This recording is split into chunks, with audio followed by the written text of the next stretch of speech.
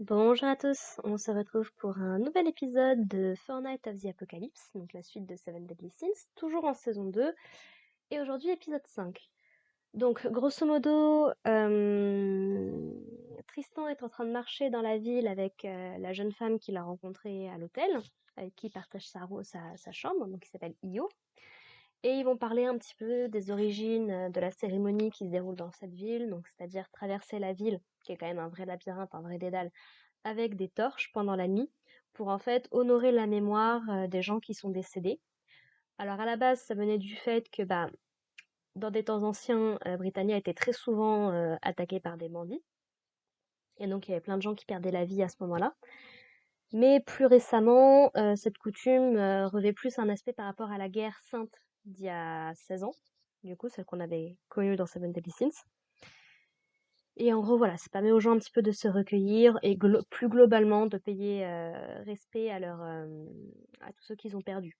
Donc on voit Angarad qui pense à sa mère, Donnie qui pense à sa mère, Perceval bien évidemment qui pense à son grand-père. Alors que du côté de Nascience, il explique que il a jamais vraiment perdu quelqu'un, il sait pas vraiment qui sont ses parents ni quoi que ce soit, donc il se retrouve pas forcément touché par cette situation, mais comme c'est quelqu'un de suffisamment empathique, il est là pour respecter la douleur des autres. Puisqu'au début, je me disais, bah si t'as perdu ton grand-père à toi, non? Mais en fait, non, c'est vrai qu'à la fin de l'affrontement avec les chevaliers, il avait survécu, il avait retrouvé sa forme humaine normale. Voilà, voilà. Et donc, du coup, Tristan se fait amener dans un recoin un petit peu sombre pendant que toute son équipe, les trois autres zigotos là-bas, ils sont en train de péter les plombs. Franchement, c'est hilarant à regarder, hein. Et du coup, donc, il va se faire attaquer par Io, du coup, qui révèle sa vraie forme, c'est-à-dire que c'est un membre du clan des démons.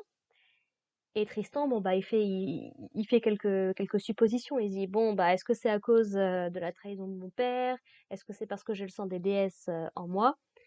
Et Io va finalement nous expliquer que non, c'est ni l'un ni l'autre, c'est juste que des chevaliers du roi Arthur ont kidnappé ses amis, en tout cas les retiennent prisonniers, et que si elle n'obéit pas, ils vont les tuer.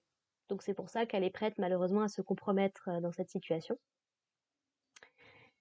Et du coup, Tristan, comme d'habitude, est très compréhensif, il lui pardonne, il l'assomme à moitié, également, parce qu'au début, il se laisse un petit peu malmener, clairement, mais quand il révèle ses pouvoirs, que ce soit de déesse ou de démon, clairement, c'est difficile de s'en débarrasser de Tristan. Donc voilà, donc Io ne fait clairement pas le poids. Donc du côté du reste, donc ils sont prêts à chercher Tristan dans toute la ville s'il le faut, sauf que la chose bizarre, c'est que depuis qu'ils sont arrivés ici, ils sont totalement un peu incapables de ressentir le mana des autres personnes. C'est notamment embêtant pour Lancelot, qui est quand même le détecteur à ennui du groupe, soyons très honnêtes. Et du coup, pendant que les groupes se séparent, donc on a Angarad qui va avec Ise et rapidement rejoint par Jade, qui bien évidemment est en crush sur Ise, donc s'il peut être sûr qu'elle est en sécurité, il le fera. Pendant que de leur côté, Perceval se retrouve avec Natian, Donnie et avec... j'ai oublié son nom. Le fils de Gilsunder, là. Donc bien évidemment, lui, il se fout de leur gueule à chaque fois. Il se dit, mais c'est ça le plus important, machin et tout. Comment osez-vous perdre du temps sur des bêtises et tout. Et du coup, voilà, les deux groupes se séparent et vont se faire attaquer par deux chevaliers de la troupe d'Arthur. Pendant que du coup, Lancelot reste seul avec Gawain, se transforme en fée histoire de passer un petit peu plus inaperçu. Et en fait, va demander à Gawain d'utiliser ses pouvoirs. Et ce qui se passe, c'est qu'elle va être capable d'utiliser l'Absolute Cancel. Et ça, je crois qu'on ne l'avait pas vu encore jusqu'ici. C'est qu'elle soit capable d'utiliser Rita, qu'elle ait des pouvoirs en lien avec le soleil et avec Escanor. Ok, je suis prête à l'accepter, il n'y a pas de problème. Qu'elle soit capable d'utiliser l'Absolute Cancel, j'avoue que a priori, ce n'est pas Merlin. C'est ça en fait ce que je veux dire, c'est que on essaye plus ou moins de nous faire comprendre que c'est une descendante spirituelle de Merlin et de Escanor. Sauf que bah, Escanor, on sait qu'il est mort à la fin de Seven Deadly Sins, dans une scène qui était c'était vraiment poignant quand même. Et Merlin, du coup, qui a gardé les cicatrices à vie de ces adieux. Et autant on pensait que Merlin, du coup, était du côté d'Arthur, mais quand Guenièvre était venu le voir, on avait bien vu que non, non, c'était pas la vraie Merlin qui était à ses côtés. C'était juste une marionnette qui contrôlait et tout. Donc, qu'est-il advenu de Merlin? À l'heure actuelle, c'est une grande question, puisqu'on sait que Méliodas et Elisabeth donc, sont à Lyonesse. Ban et Elaine, on sait qu'ils sont dans la forêt du roi des fées. Ils sont dans la forêt du roi des fées, j'ai un doute. Non, non, ils sont plutôt du côté de Sheban. Et c'est King, évidemment, en tant que roi des fées, et Diane, qui eux sont dans la forêt des rois des fées, je crois. Bref. Et on a rencontré Gozer il y a pas très très longtemps, donc voilà, on sait, y a que Merlin, on sait pas du tout où elle est passée. Et il y a beaucoup de mystères sur bah, qui est Gawain, parce qu'a priori, elle serait reliée d'une manière ou d'une autre à Arthur. Donc, elle et Perceval, qui viennent tous les deux de Camelot, a priori. Il reste encore pas mal de mystères à éclaircir là-dessus, et c'est très intéressant à développer. Et donc, elle arrive à utiliser son Absolute Cancel pendant un bref moment qui détruit cette espèce de champ de force, mais qui va se reconstituer dans la foulée. Et donc, pendant un bref instant, ils sont capables de sentir la présence des uns des autres, et notamment de remarquer bah, qu'effectivement, il y a deux chevaliers de Camelot qui sont dans les parages, et que ça risque de leur causer des soucis.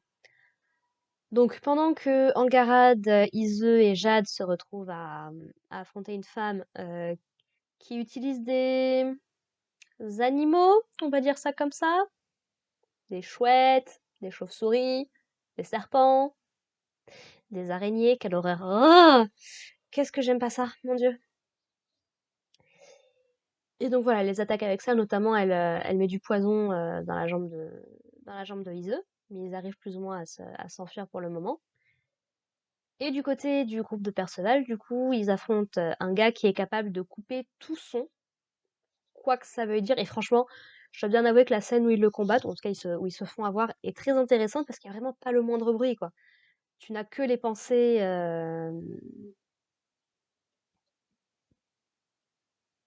Ah, je me souviens plus de comment il s'appelle, mais voilà, du gars de la troupe de Tristan, qui essaie un petit peu de comprendre ce qui se passe parce que, bah, n'étant pas capable de parler, il peut pas invoquer ses esprits.